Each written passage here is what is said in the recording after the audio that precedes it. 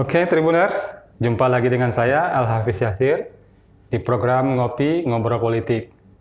Pilkada 2020 sebentar lagi akan menjelang. Di Riau kita ada 9 pilkada.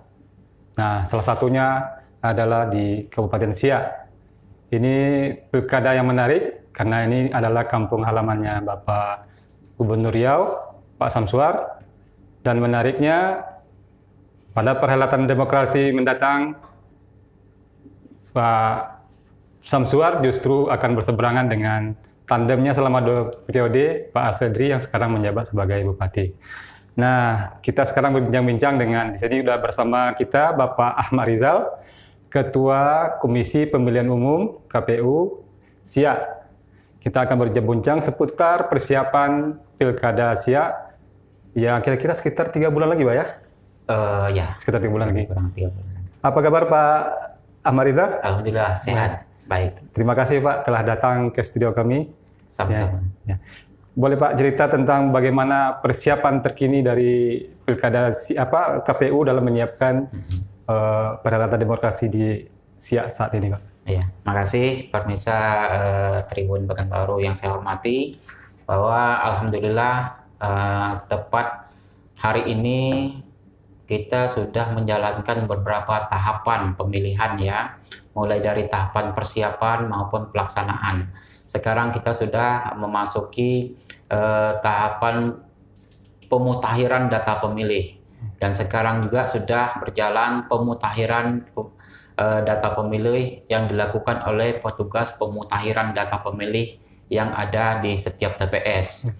PPDP namanya, ini sudah berlangsung sejak tanggal 14 Juli yang lalu dan berakhir nanti 13 Agustus. Lebih kurang seminggu lagi PPDP kita akan selesai tugasnya. Alhamdulillah pemutahiran data pemilih ini boleh dikatakan hampir 100% ya untuk seluruh Kabupaten Siak, seluruh TPS. Tinggal kawan-kawan PPDP untuk menyusun laporan bahwa hasil coklatnya. Kemudian selanjutnya tahapan akan kita masuki dengan tahapan pencalonan, Pak Pis. Ya. Jadi tahapan pencalonan ini tahapan yang krusial ya, tahapan yang ditunggu-tunggu juga. Wah, siapa calonnya? Sekarang kan masih mungkin ya, masih prediksi dan masih klaim ya. Kami pun tidak bisa memastikan si A itu memenuhi syarat atau tidak bisa, karena masih dalam klaim atau pengakuan atau pemberitaan. Jadi kita tunggu saja tanggal 6 dan sampai tanggal 4 sampai tanggal 6 September 2020 ini adalah hari pendaftaran pasangan calon. Untuk Kabupaten Siak, pasangan calon yang kita terima hanya dari pasangan calon yang diusung oleh partai politik atau gabungan partai politik. Kenapa? Karena calon perseorangan kita tidak ada. Itu tahapan yang akan kita laksanakan. Kami pun sekarang sudah menjajaki calon-calon untuk melakukan pemeriksaan kesehatan calon nantinya, yaitu kita bekerja sama dengan IDI, kita sudah datang BNN, kita sudah mendatangi juga IMSI ya, Ikatan Psikolog Indonesia Provinsi Riau. Ini kita ingin mencari tahu bagaimana sistem dan bagaimana teknisnya nanti dalam melakukan pemeriksaan kesehatan, baik kesehatan jasmani maupun rohani, dan juga tidak menyalahgunakan narkotika. Itu yang akan kita lakukan dalam waktu dekat ini, Pak Riz. Berarti sejauh ini persiapan berjalan dengan baik, Pak ya? Iya. Meski ada sempat terdengar kabar yang insiden di Teluk Lanus, Pak, ada penolakan warga terhadap rombongan dari KPU yang akan melakukan sosialisasi, Pak ya? Betul. Seperti apa sih ceritanya, Pak? Iya. Jadi kita juga tidak menyangka ya, sosialisasi ke Teluk Lanus merupakan daerah yang paling pelosok, yang paling terisolir yang ada di Kabupaten Siak, dan satu-satunya daerah terisolir ya, karena dari Siak itu tidak bisa menggunakan transportasi darat, harus menggunakan transportasi laut, dan jika menggunakan pakai pompong itu memakan waktu 7 jam. Kalau memakai speedboat yang 3 mesin atau yang muatnya 30 orang itu 3 jam dari Buton. Dari Buton. Jadi tahapan pencocokan dan penelitian ini kita ingin masyarakat terisolir itu paham dan mengerti bahwa walaupun kondisi kita sekarang pandemi, bahwa tahapan pencocokan itu tetap dilakukan dan itu dilakukan secara door to door ya, rumah ke rumah oleh PPDP, sehingga kita ingin kebetulan program kita ada sosialisasi, ada prosesasi, kita undang KPU provinsi, kita undang Bawaslu Kabupaten Siak dan sama-sama ke sana untuk melakukan sosialisasi. Namun pas 1 hari sebelum kita berangkat, pandemi di Siak bermunculan ya, yang positif corona COVID-19 ini ada berapa orang? 5 orang kalau nggak salah saya. Jadi terdengar oleh kepala desa Teluk Lanus, sehingga dia khawatir jangan-jangan ini timnya membawa virus kan? Datang dari Siak gitu kan? Sehingga dia telepon bagian yang mengurus ini, bagian teknis, sosialisasi, dia telepon. Kalau bisa jangan sekarang datang, karena kita takut mengumpulkan warga, katanya kan. Karena warga Teluk Lanus itu isu di Siak luar biasa, katanya kan. Kalau bisa di 21 hari lagi, katanya. Kita tengok 21 hari lagi, kalau memang corona di Siak menurun, baru bisa. Kalau tidak, nggak bisa kita, katanya kan. Sehingga, kita pun khawatir juga, jangan sampai nanti kita dipersalahkan oleh masyarakat terisolir itu kan, karena masa terisolir itu kan berbeda pikirannya sama kita. Mereka kan tak mengerti apa-apa, tapi ketika kita datang pulang ada yang kena, itu udah kita yang penyebabnya gitu. Makanya kita bersyukur juga dan kita informasikan kepada KPU provinsi, ke Bawaslu Kabupaten Siak bahwa kegiatan kita ditunda. Ya.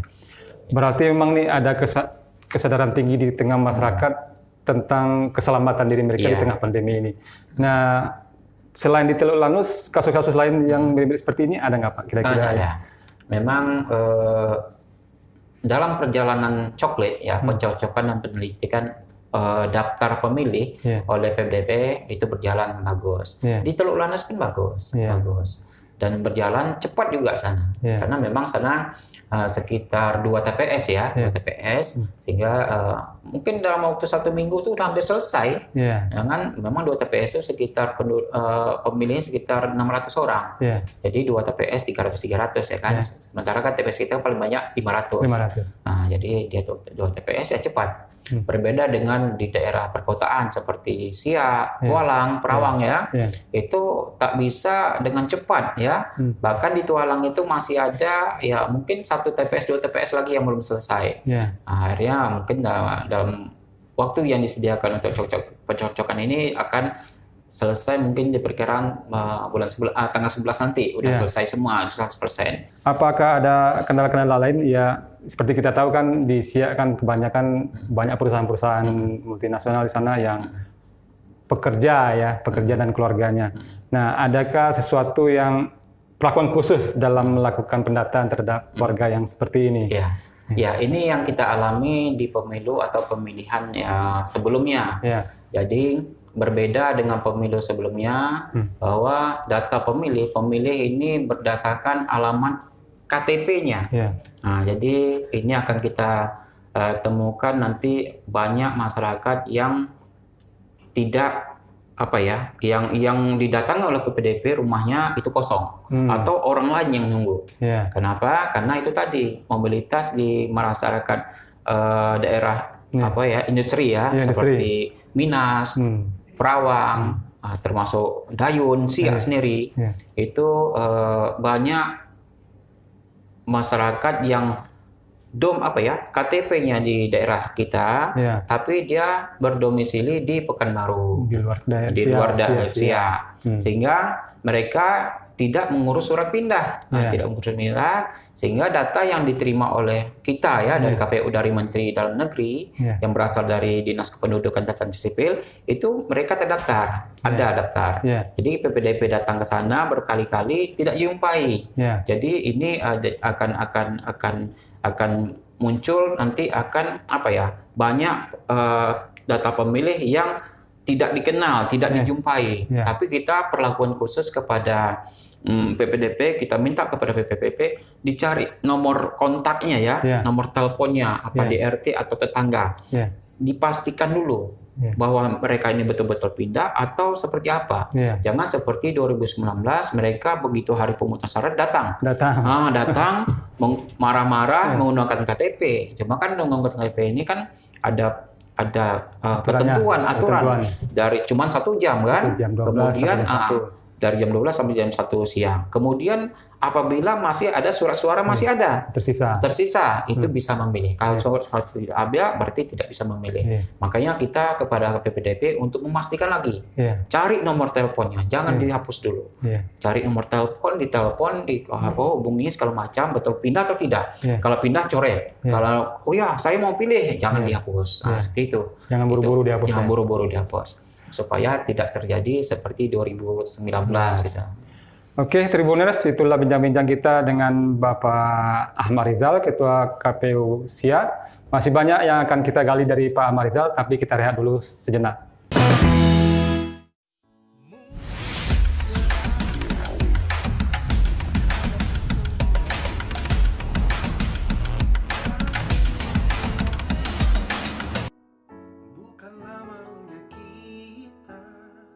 Assalamualaikum.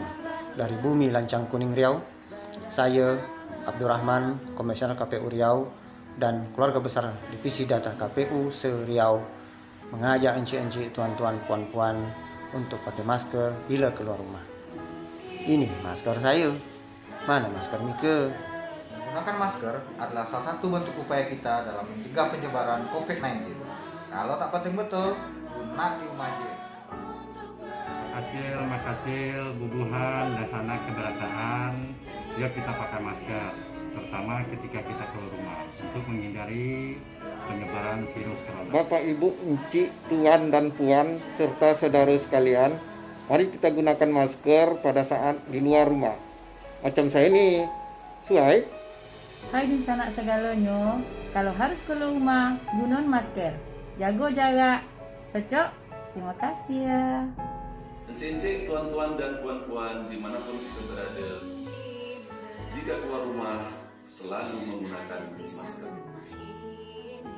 Encik-encik dan puan-puan jangan lupa pakai masker ketika beraktivitas di luar rumah demi kesihatan kita bersama.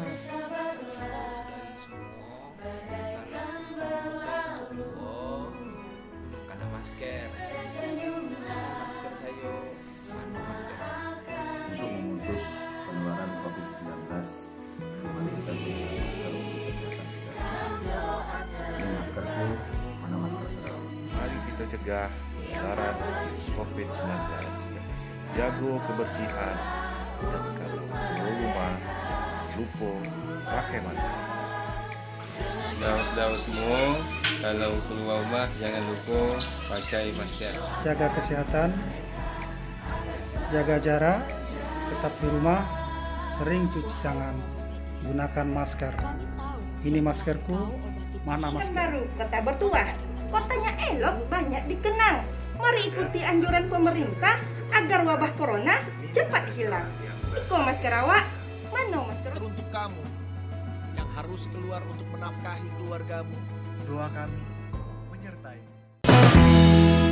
Oke, Tribuners, kita lanjut lagi bincang-bincang dengan Bapak Ahmad Rizal, Ketua Komisi Pemilihan Umum Kabupaten Siak.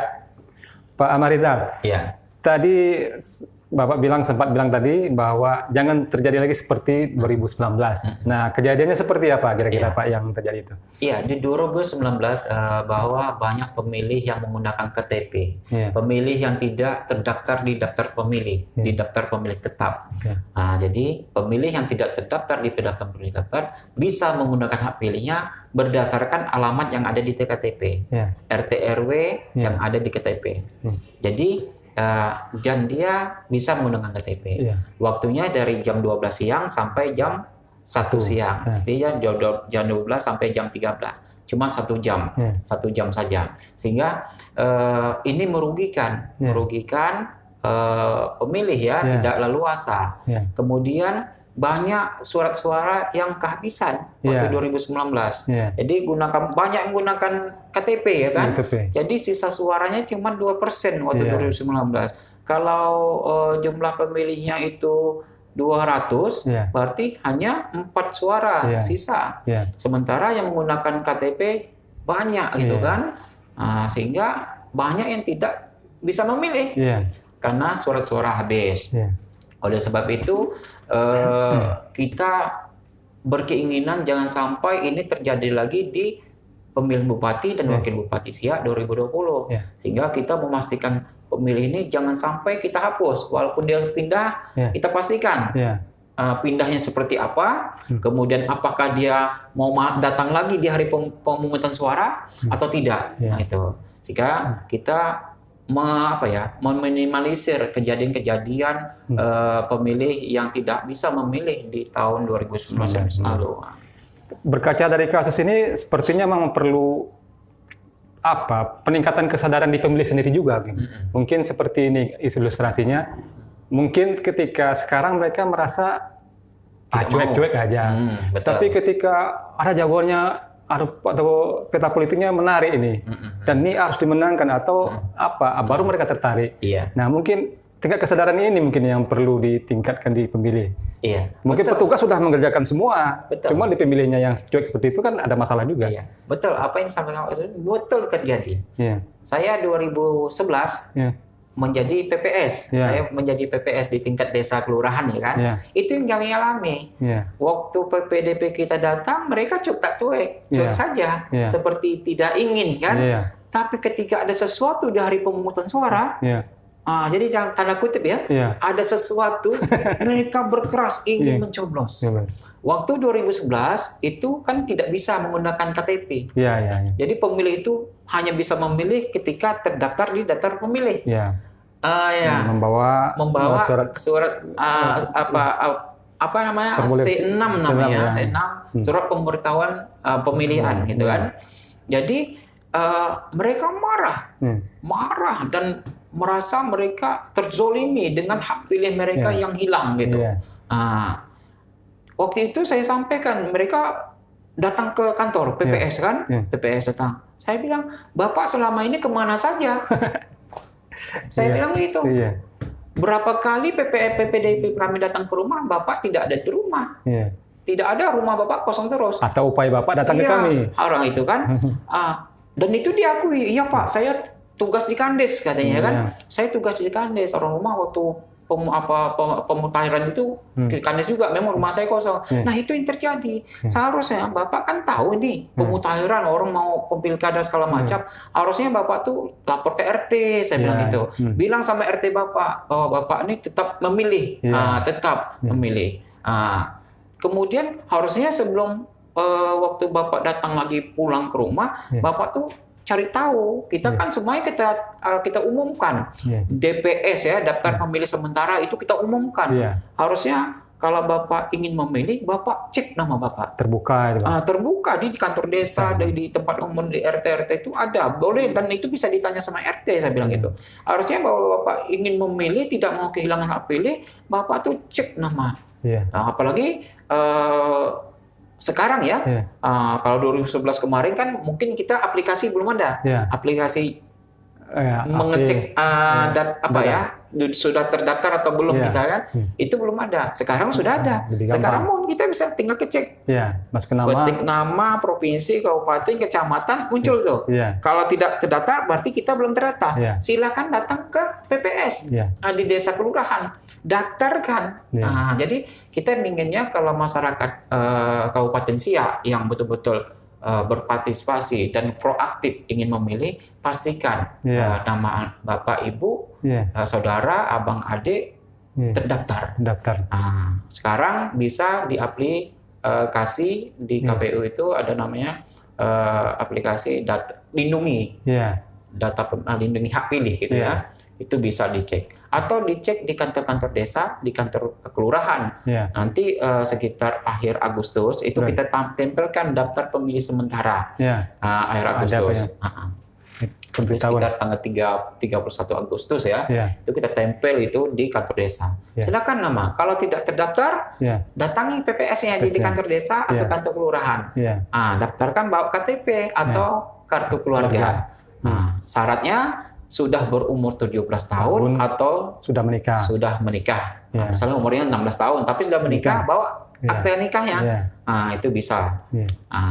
Kemudian bukan TNI Polri dan bukan sedang dicabut hak pilihnya oleh pengadilan itu bisa memilih.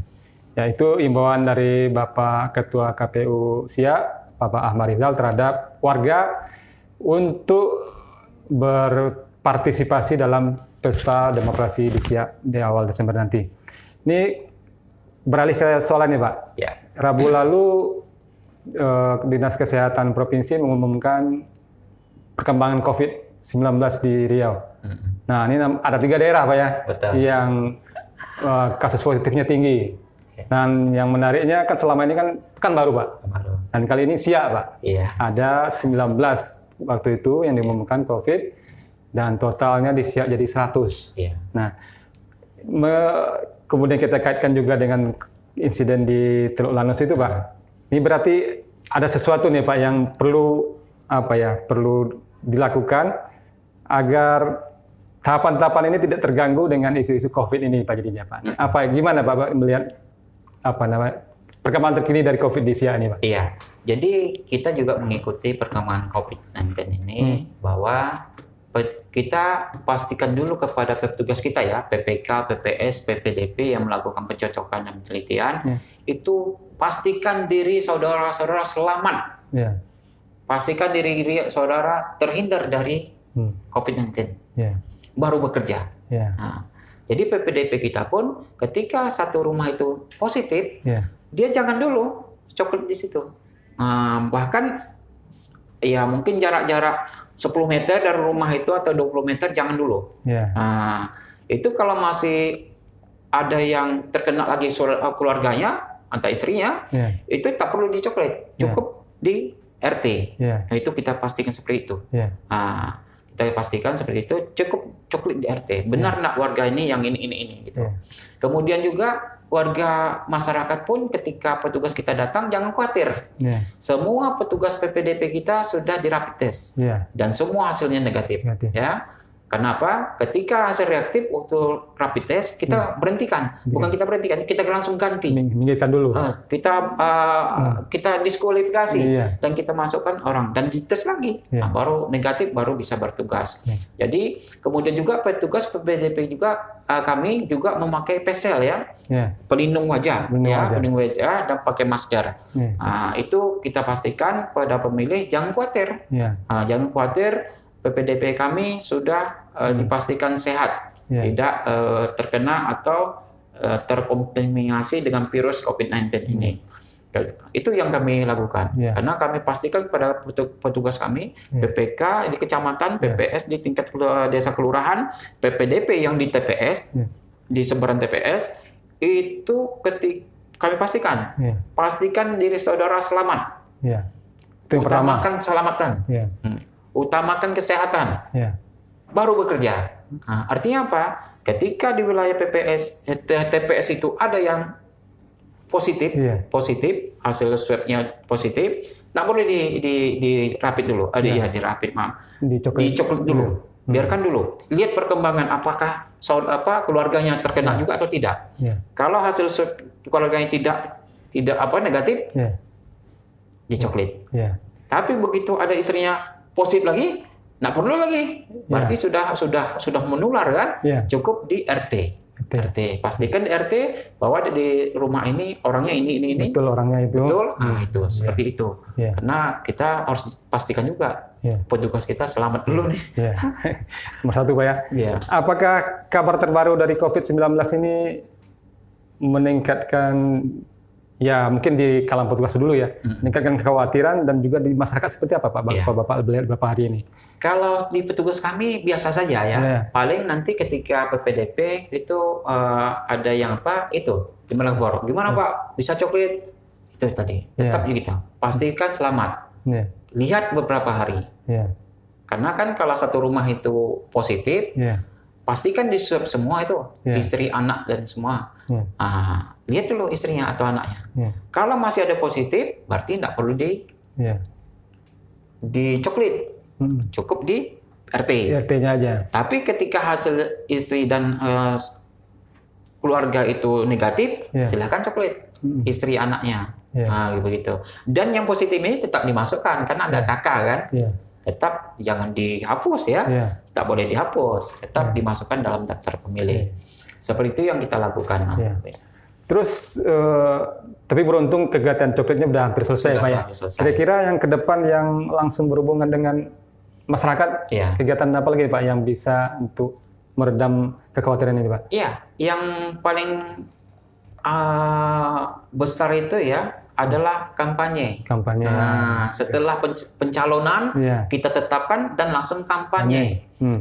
Kampanye ini tahapan yang betul-betul langsung berhubungan dengan masyarakat, bukan KPU-nya, tapi calon tim partai politik dengan masyarakat. Karena kampanye ini adalah menyampaikan visi misi program calon guna masyarakat itu tertarik untuk memilih. Nah itu jadi mau tidak mau memang ke masyarakat. Kampanye itu banyak bentuk banyak cara ya. Tapi yang jelas pengumpulan massa dilarang. Tidak dilarang. Di dalam PKPU nomor 6 tidak dilarang. Cuma dipastikan bahwa disetujui oleh gugus tugas. Oh gitu. Misalnya begini, kampanye tadi kan ada pertemuan terbatas. Pertemuan terbatas ini kan di gedung ya. Maksimal 200 orang atau 100 orang di gedung. Di waktu normal. Di waktu COVID itu kan cuman 30% dari kapasitas gedung, ruangan kapasitas gedung. Dan menjaga jarak pakai masker kan begitu. Jadi satu lagi tim atau calon mendapatkan izin dari gugus tugas. Jadi ditambah ketika izin gugus tugas diberikan, baru pihak kepolisian memberikan STTP surat pemerintah lupa saya, pokoknya kan izin keramaian itu ya. Jadi setiap calon ini ketika kampanye harus mendapatkan surat izin dari kepolisian. Nah, jadi syaratnya sebelum itu harus mendapat izin dari gugus tugas atau dinas kesehatan. Nah, itu silakan. Nah, kemudian itu pertemuan terbatas. Ada lagi kampanye dalam bentuk dialogis, tatap muka, mungkin di rumah warga. Tetap sama. Protokol kesehatan tetap harus disamakan. Semua pakai masker. Kemudian ada cuci tangan atau disinfektan dan lain-lain. Kemudian jaga jarak itu. Kemudian harus mendapatkan izin dari kepolisian. Gitu. Kemudian nanti ada namanya alat peraga kampanye. Alat peraga kampanye kan itu kan KPU yang buat. Dan bisa dibuat juga oleh calon. KPU membuat itu 10 untuk baliho, kemudian 14 untuk umbul-umbul, kemudian 2 spanduk per desa. Nah, itu. Kemudian bisa ditambah oleh calon. Kemudian ada bentuknya lagi debat publik. Ini debat publik ini paling menarik ya. Cuman dan mengundang pendukung juga.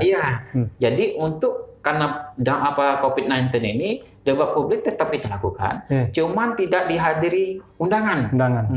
Kita di studio saja.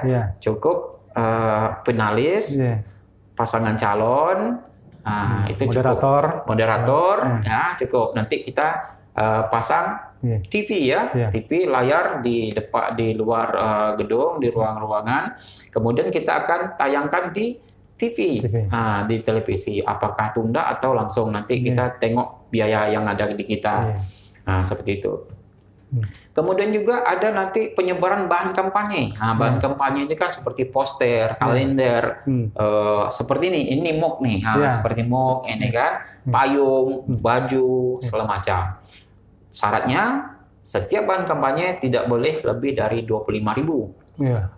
Harganya paling tinggi 25.000. Nah, kalau ini 30.000 berarti nggak boleh nih, nggak boleh dibuat. Ya, mungkin 5.000. Mungkin berarti bisa gitu kan. Nah, itu disebarkan, boleh silakan. Kemudian ada lagi namanya kampanye dalam bentuk lain. Nah, dalam bentuk lain ini bisa kampanye akbar ya, rapat umum, bisa bazar murah, bisa olahraga, konser musik. Cuma semuanya wajib mendapat izin dari gugus tugas atau dinas kesehatan. Seperti itu. Ada juga nanti kampanye, ini kalau kami sarankan kepada semua peserta maupun tim, kampanye media sosial. Kampanye medsos ini silahkan dimaksimalkan gitu kan. Apakah di Facebook, Twitter, Instagram, ya, di grup-grup WA. Telegram segala macam, silahkan, itu paling banyak. Tapi tetap akun didaftarkan ke KPU. Sebelum kampanye kan pendaftaran calon. Pendaftaran, betul. Nah, kebiasaan kita di sini kan selalu diiringi masa dan itu kesukaannya para calon gitu. Betul. Nah, di tengah pandemi kan tentu tidak bisa. Nah, betul. Seperti apa aturannya nih, Pak? Jadi nanti kita sepakati, kita undang partai politik, kita sepakati setiap calon itu tidak boleh membawa massa. Hanya yang datang itu yang berkepentingan adalah ketua dan sekretaris partai kabupaten, ya. Kemudian calon, pasangan calon dan istri. Itu saja. Kemudian satu tim. Tim apa namanya? Ketua ya, ketua tim sukses ya. Tim pemenangan. Tim pemenangan. Itu saja. Jadi pasangan calon tidak perlu bawa massa ramai-ramai, tidak perlu. Kemudian tidak perlu pakai apa ya? Pakai silat, pakai atraksi segala macam, barongsai kan, nggak perlu. Karena kita mengutamakan keselamatan ya, terutama keselamatan calon. Karena kalau terkena COVID, 14 hari nanti di karantina kan, nanti tidak maksimal kampanye kan. Nah, itu. Artinya semua upaya telah dilakukan untuk menjaga bagaimana COVID-19-nya tidak sampai mengganggu. Walaupun pada kenyataannya ini sedang banyak di Siak gitu.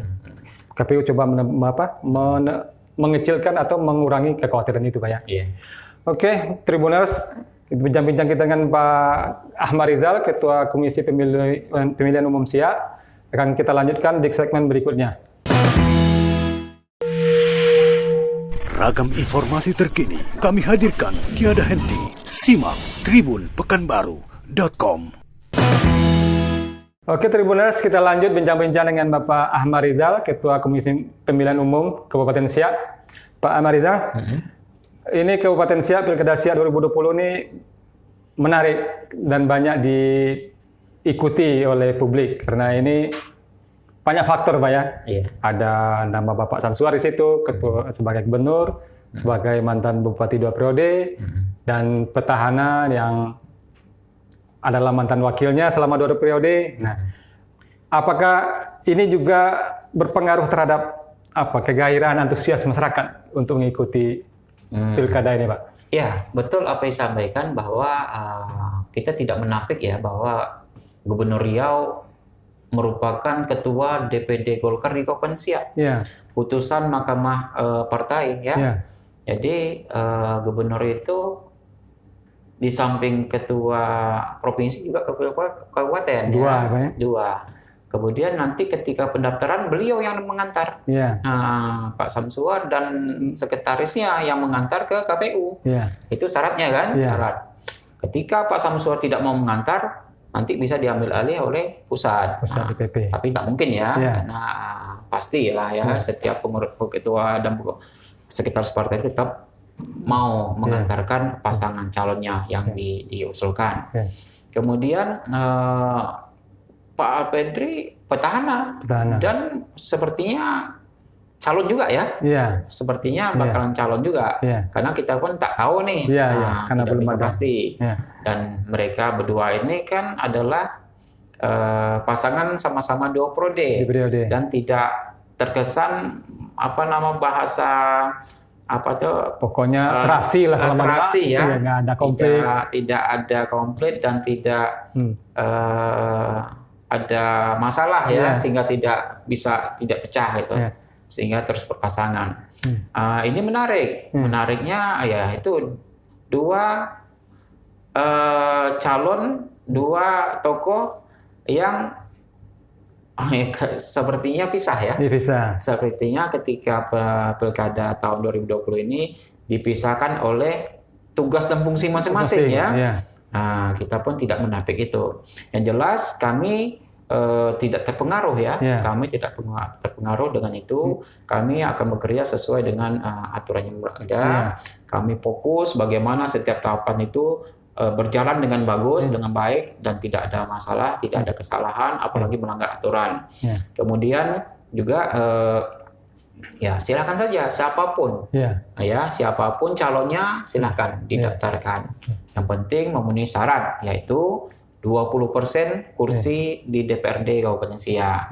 Ya, 20% ini hanya Partai Golkar yang cukup satu partai yang bisa mengusung tanpa koalisi bisa mengusung, sementara yang lain tetap harus berkoalisi.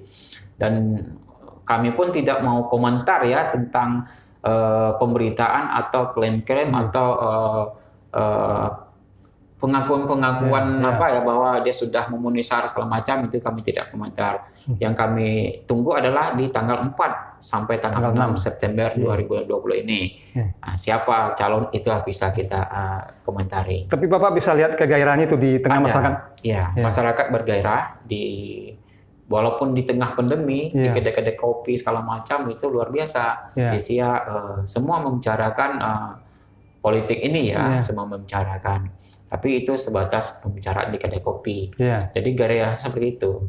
Kemudian juga banyak saya dapat WA ya, kiriman WA berterima kasih dengan KPU bahwa dia sudah dicoklit, sudah didatangi oleh petugas PPDP di rumah. Di fotonya dikirim ke saya. Itu artinya bentuk kegairahan mereka. Kegairahan bahwa ternyata pilkada sekarang ini ditunggu, diikuti dan ditunggu, sehingga ketika dia sudah dicoklit, sudah terdaftar, mereka bangga dan saking bangganya senang, kirimnya fotonya ke saya gitu kan, saya dan kawan-kawan yang lain gitu.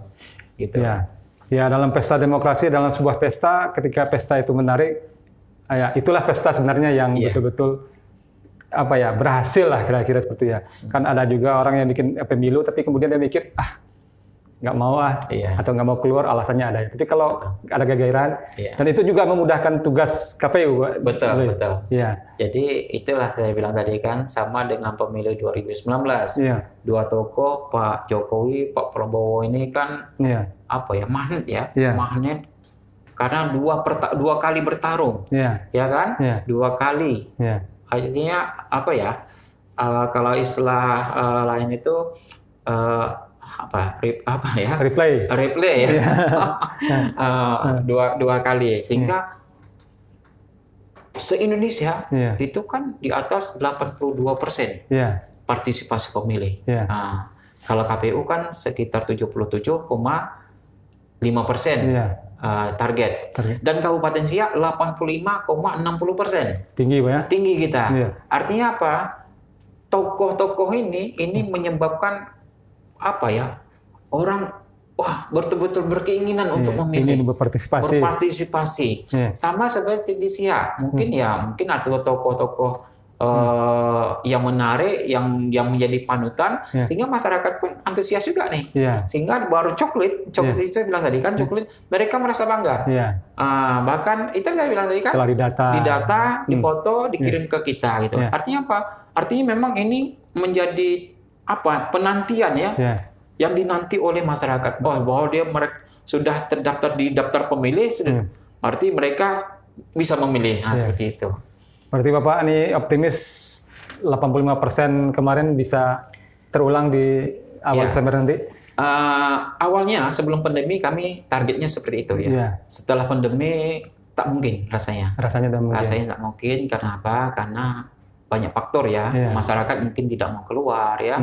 Kemudian masyarakat takut karena pandemi ini kan yang paling rawan itu kan kerumunan ya.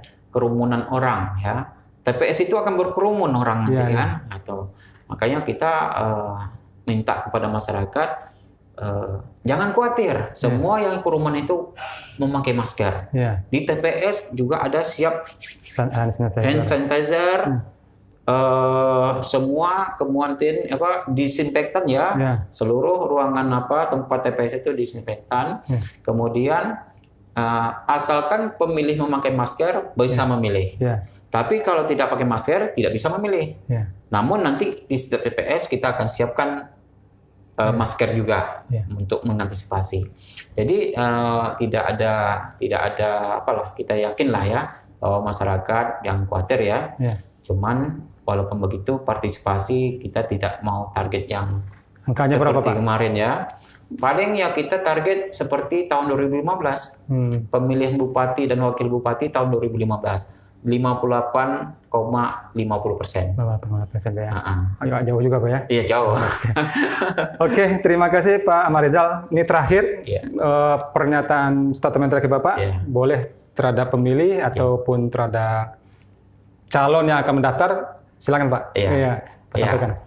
Bahwa kami KPU Kabupaten Siak mengajak seluruh masyarakat Kabupaten Siak untuk berpartisipasi